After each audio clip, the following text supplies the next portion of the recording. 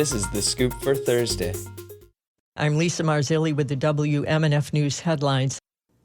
A new report shows improvements in air quality nationwide, but WMNF's Chris Young reports that despite seeing improvements, the Tampa Bay area still faces air quality issues. The American Lung Association's State of the Air report grades exposure to unhealthy levels of ground-level ozone air pollution and short-term and year-round particle pollution.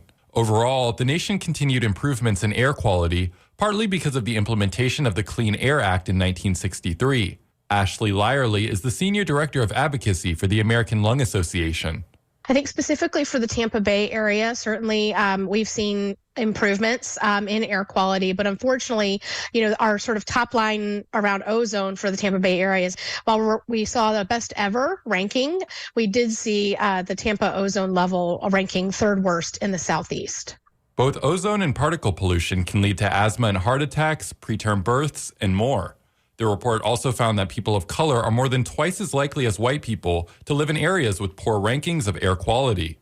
However, Lyerly says there's things people can do to help improve air quality. Carpooling when you can, or taking mass transit if it's available to you.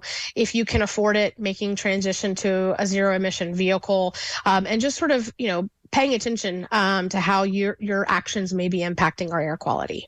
You can find the link to the full report on WMNF.org. For WMNF News, I'm Chris Young. A man who police say used a pipe to beat a trans woman to death as she slept outside the Miami City Ballet in Miami Beach has been arrested. The Miami Herald reports 53-year-old Gregory Gilbert, who was out on probation, is charged with the second-degree murder of 37-year-old Andrea Doria dos Passos, whom police say was homeless. Surveillance footage from Miami City Ballet shows the woman lying down by the building's entrance around midnight. Hours later, a man is seen picking up a pipe from the ground before sitting on a bench near the woman. Police say that's when the man, later identified as Gilbert, walked toward the woman and began hitting her with the metal pipe. Gilbert is then seen walking away and tossing the pipe in a nearby trash can, where police later recovered it. Gilbert was booked into a Miami-Dade County jail on Tuesday. A Florida law that bars executives from failed companies from being rehired in similar roles at another company without first proving they weren't responsible for the prior failure is being put to the test.